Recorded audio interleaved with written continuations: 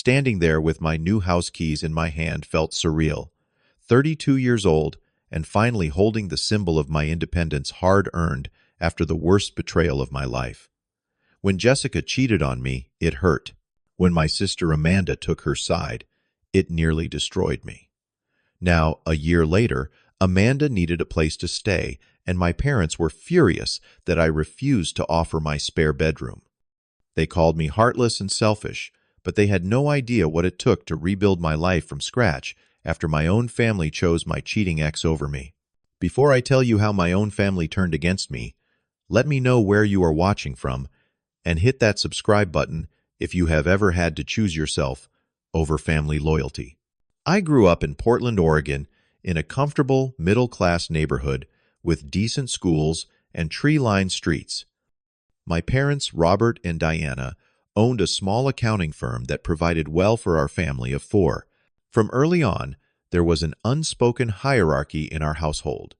Amanda, my younger sister by 3 years, always seemed to receive the lion's share of attention, praise, and second chances.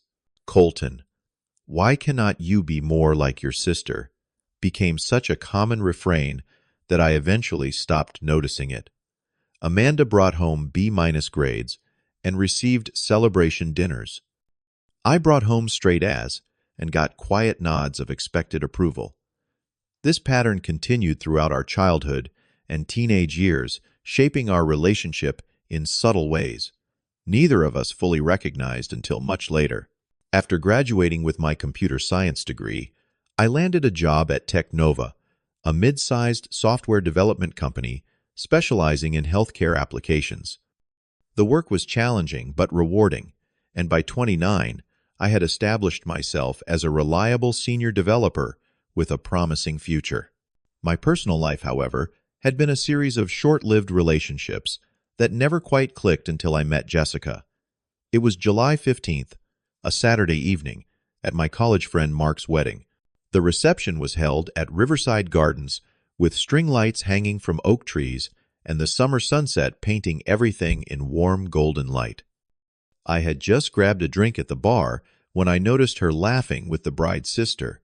Jessica Hayes, 5 feet 6 inches tall, with wavy auburn hair, and the kind of smile that made everyone around her smile back involuntarily. "You have been staring for about 2 minutes now," Mark commented, appearing beside me with a knowing grin. "Want an introduction?" That introduction changed everything. Jessica worked as a marketing coordinator for a local sportswear company. She was smart, ambitious, and had a warmth that drew people in immediately. We talked until the venue staff began stacking chairs around us and exchanged numbers as the night ended. Our first date was at Harborview Cafe, a small waterfront spot known for its legendary clam chowder. The conversation flowed effortlessly as we discovered shared interests in hiking, independent films, and a mutual addiction to true crime podcasts.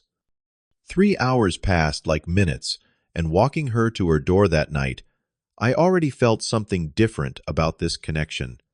The relationship progressed with an ease I had never experienced before.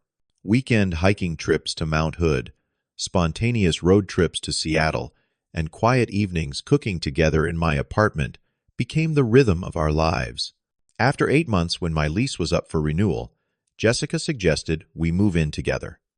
"Why pay 2 rents when we spend every night together anyway?" she reasoned, and I could not find a single argument against it. We found a 2-bedroom apartment in the Hawthorne district with exposed brick walls and large windows that flooded the space with natural light. Living together revealed new layers of compatibility. Jessica was organized where I was scattered, while I was punctual where she ran perpetually 10 minutes behind. We complemented each other, and for the first time, I began seriously thinking about forever. We talked about saving for a down payment on a house, discussing neighborhoods and architectural styles like it was an inevitability rather than a possibility. About 6 months into our cohabitation, Jessica met Amanda during a family dinner at my parents' house. I had been nervous about the introduction. Amanda had a way of being judgmental about my girlfriends, but to my surprise, they hit it off immediately. By dessert, they were exchanging phone numbers and making plans for coffee. "Your sister is amazing," Jessica told me on the drive home. "I cannot believe you never introduced us sooner." Their friendship blossomed quickly. Coffee dates turned into shopping trips, which evolved into regular girls' nights that often ended with Jessica coming home long after midnight cheeks flushed from wine and laughter. I was happy they got along so well, especially given how important family was to me, despite our complicated dynamics. Looking back, I should have recognized the first warning signs around our second anniversary. Jessica became increasingly protective of her phone, angling it away when I entered the room and taking calls in another room. Her work schedule suddenly included more evening events and weekend obligations. When I asked about these changes, she would brush them off with explanations about a demanding new campaign or office politics requiring extra attention. "You know how crazy work gets sometimes," she would say, redirecting the conversation to my own projects. "Tell me more about that new application you are developing." And I would, because I trusted her completely. Because when you love someone, suspicion feels like a betrayal of that love. Because the alternative was too painful to consider.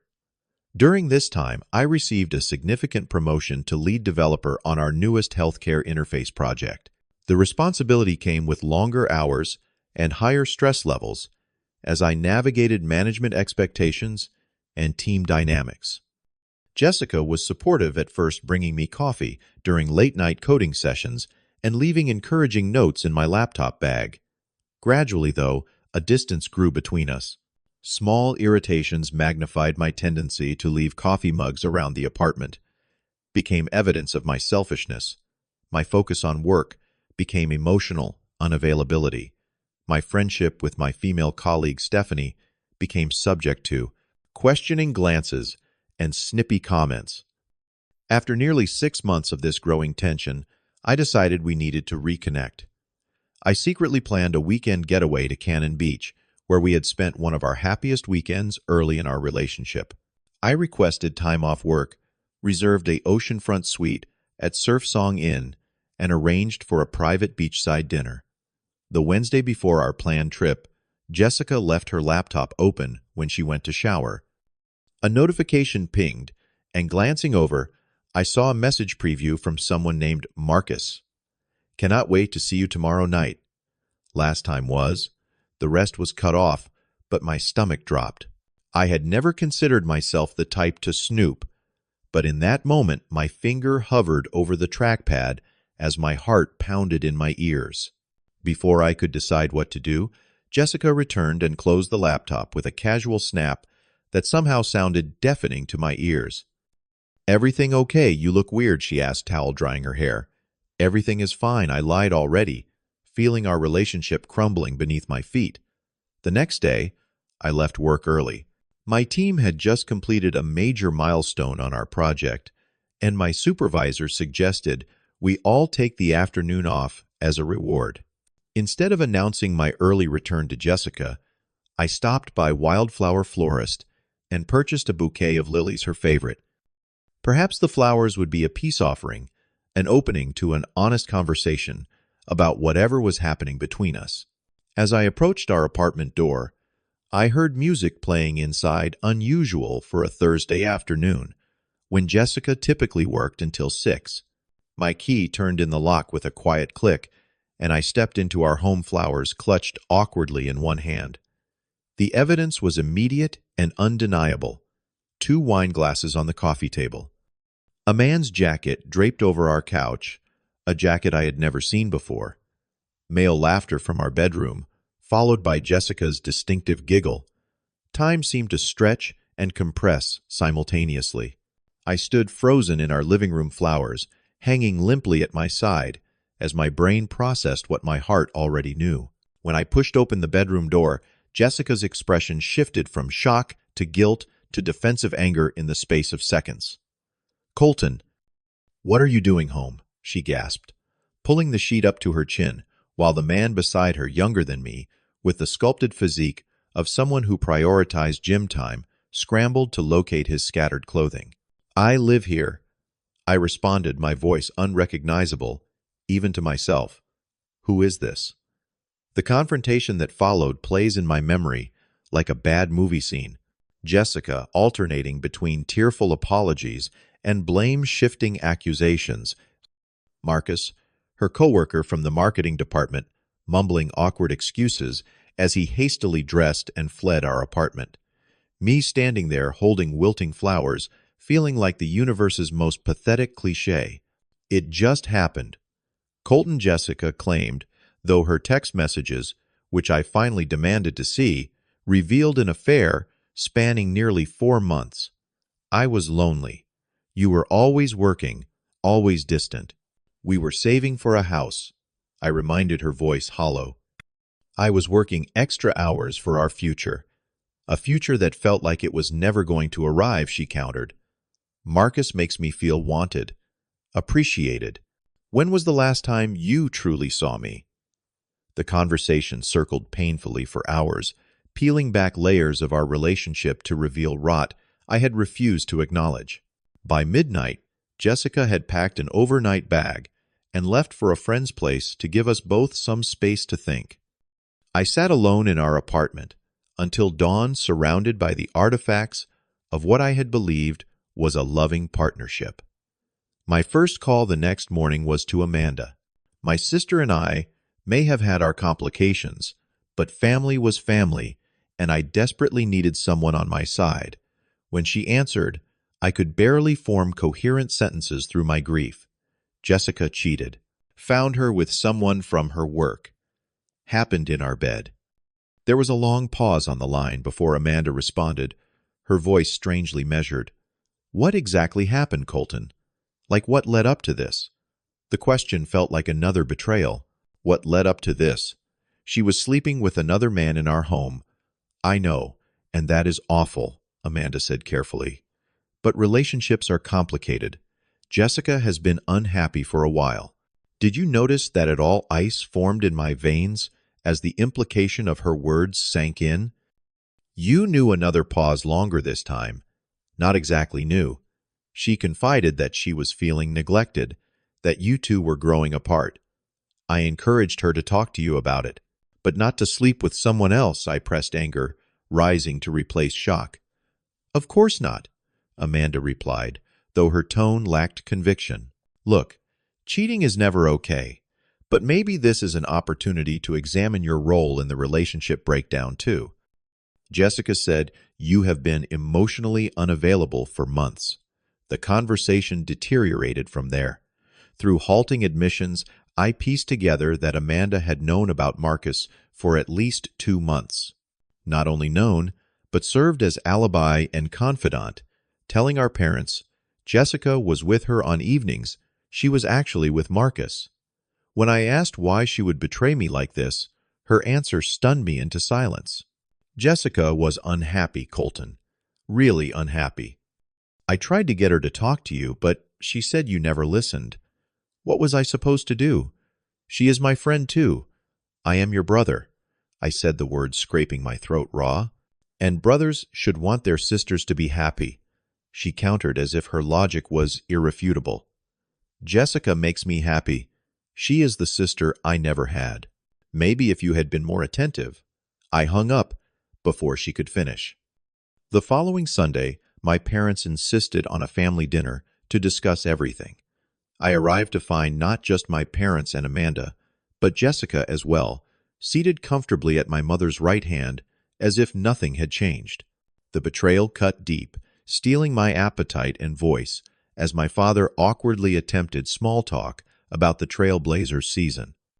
Throughout dinner, Amanda and Jessica exchanged glances and inside jokes, while my mother refilled Jessica's wineglass with maternal affection. When I finally asked why Jessica had been invited, my mother looked genuinely confused. We thought it would be good for you two to talk in a neutral space, she explained. Amanda says, there have been misunderstandings on both sides. Misunderstandings, I echoed. I found her in bed with another man. Colton, my mother scolded, glancing worriedly at Amanda, as if I had been the one to commit an indiscretion. Mom, he is just upset. Amanda interjected smoothly. Jessica made a mistake, but Colton had been shutting her out emotionally for months. No one is completely innocent here. By dessert, it became clear my family had already chosen sides, and it was not mine. My parents maintained a veneer of neutrality, but their actions spoke volumes. They listened attentively to Jessica's tearful explanation of her moment of weakness while interrupting my responses with questions about whether I had considered couples counseling. In the weeks that followed, the situation deteriorated further. Amanda shared carefully edited versions of events on social media, painting Jessica as the victim of an emotionally negligent relationship. Mutual friends began taking sides, many accepting the narrative that I had somehow driven Jessica to infidelity through workaholism or emotional distance. The emotional toll became unbearable. I took 2 weeks of emergency leave from work, barely functioning through days that blurred together in a haze of betrayal and isolation. Sleep evaded me, appetite abandoned me. The apartment that had once been our home became a museum of painful memories I could not escape. My salvation came in the form of Dr. Eleanor Winters, a therapist recommended by my one steadfast friend Tyler. In her calm office, with its blue walls and comfortable leather chairs, I began the slow process of untangling my pain from my sense of self-worth. Your family appears to have some established patterns, Dr. Winters observed during our third session. Your sister has historically received preferential treatment. Yes, but this is different, I insisted. This is about loyalty. It is about patterns, she corrected gently. Patterns that have been reinforced throughout your lives. Breaking those patterns will be uncomfortable for everyone involved, which explains the resistance you are experiencing now. Those therapy sessions became my lifeline. I moved out of the apartment Jessica and I had shared, finding a small studio across town where no memories lurked in corners. I limited contact with my family to brief text messages confirming my continued existence. I poured myself into physical exercise, running along the Willamette River until my lungs burned and my mind quieted. At work, I channeled my pain into productivity, arriving early and staying late, not from workaholic tendencies, but because the office provided structure when the rest of my life felt shapeless. My boss Marianne noticed the change and offered unexpected support, assigning me to a challenging new project that required my complete focus. Sometimes the best way through pain is meaningful work, she told me her own divorce, evident in the understanding behind her words. Not as escape, but as proof to yourself that you still have value to offer. 6 months passed this way, 6 months of rebuilding myself from the ground up, of learning that betrayal does not define the betrayed. In that time, Jessica moved in with Marcus, then out again, when he too proved unfaithful. Amanda cycled through dramatic friendship fallouts and reconciliations that she documented extensively online. My parents made occasional overtures, suggesting family gatherings, which I declined with increasing confidence. With distance came clarity. I recognized the dysfunctional dynamics that had shaped our family relationships, my sister's learned helplessness, my parents' enabling behavior, my own people-pleasing tendencies. In therapy, I explored healthier boundaries and the revolutionary concept that I deserved loyalty from those who claimed to love me. As my emotional health improved, so did my financial situation. The project I had immersed myself in resulted in a significant bonus and promotion to development team leader. During a meeting with the company's financial advisor, a perk of my new position, I mentioned my long-deferred dream of homeownership. Actually, you are in an excellent position to buy, she informed me, reviewing my savings and income, especially as a single buyer with no dependents. The market in certain neighborhoods is surprisingly accessible right now. That conversation sparked a new goal. A home of my own would be the perfect symbol of my independence and growth, tangible proof that life continued, even thrived after betrayal. I began researching neighborhoods, mortgage rates, and property taxes with the same intensity I brought to coding challenges. The house hunting process took 3 months of weekend viewings and evenings spent comparing listings. I discovered preferences I never knew I had: hardwood floors over carpet, north-facing gardens, kitchen islands that could double as workspaces. Each property I toured felt like trying on possible futures, some fitting better than others. When I finally found it, a three-bedroom craftsman with a deep front porch and mature maple trees, I knew immediately. Built in 1927, the house had character without being decrepit space, without being overwhelming, and a quiet dignity that resonated with the person I was becoming. The previous owners had maintained the original woodwork while updating the kitchen and bathrooms, striking the perfect balance between historic charm and modern convenience. The closing process was nerve-wracking but ultimately successful. When my real estate agent handed me the keys on a rainy Tuesday afternoon, I felt a sense of accomplishment unlike anything in my professional life. This was mine, earned through perseverance and self-respect. No one could take it from me. Those first weeks in the house were a revelation. I painted the walls in colors I chose, arranged furniture according to my preferences alone, and slowly filled the space with items that represented my evolving identity. The second bedroom became a home office, while the third I left intentionally empty, not awaiting any particular purpose, but remaining open to possibilities. I posted a single photo of the house on social media with the caption, "New Beginnings, grateful for the journey that led here." The responses were mostly congratulatory, with notable silence from my immediate family, until Amanda called, "Colton, it is me." Her voice had that particular tone I recognized from childhood, the one she used when preparing to ask for something significant. "Amanda." I acknowledged, setting down the paint roller I had been using on the dining room. "This is unexpected." "Yeah, well." She paused. "I saw your house post. It looks really nice. Bigger than I expected for just you." The implication hung in the air, but I let it pass. "Thanks. It is a 1920s craftsman. Good bones."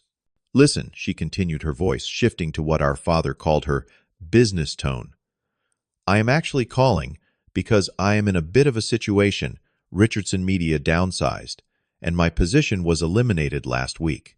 "I am sorry to hear that," I said genuinely. Job loss was difficult, regardless of personal conflicts. "Thanks, but that is not all. My landlord decided not to renew my lease because he is selling the building, so I am kind of without income and housing simultaneously."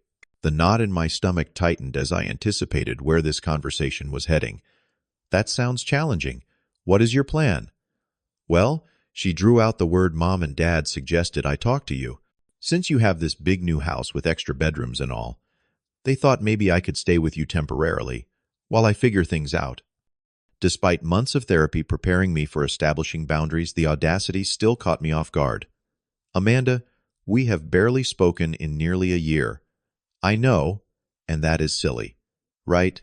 We are family." "Families disagree sometimes, but they get past it." "Disagree?" I echoed, disbelief coloring my tone. "You actively supported my girlfriend while she cheated on me. You helped her lie to me. Then you convinced our parents I was somehow at fault." Water under the bridge, she dismissed. "Look, Mom and Dad said you have 3 bedrooms in that house. What are you doing with all that space anyway? It would just be for a few months until I get back on my feet." I took a deep breath, centering myself. "I am sorry about your situation, but staying with me is not an option. Seriously." Her voice sharpened. "You would let your own sister be homeless because of some ancient relationship drama. That is cold, Colton. You are not going to be homeless. Mom and Dad have plenty of space. Their house is being renovated," she countered quickly. "The guest room is torn apart right now. They suggested we all meet for dinner tomorrow to discuss logistics for me moving in with you. I told them you would be totally fine with it." The presumption was breathtaking. "Amanda, I will not be attending that dinner, and you will not be moving in with me. That is final." What followed was a 20-minute monologue about family obligations, forgiveness, and my obvious lingering bitterness. She referenced my selfish nature and questioned whether I even remembered how to be a brother anymore. When emotional manipulation failed to sway me, she switched to threats. "Fine, but do not come crying to any of us next time you need something. And good luck explaining to Mom and Dad why you would rather see me struggle than help out your only sister."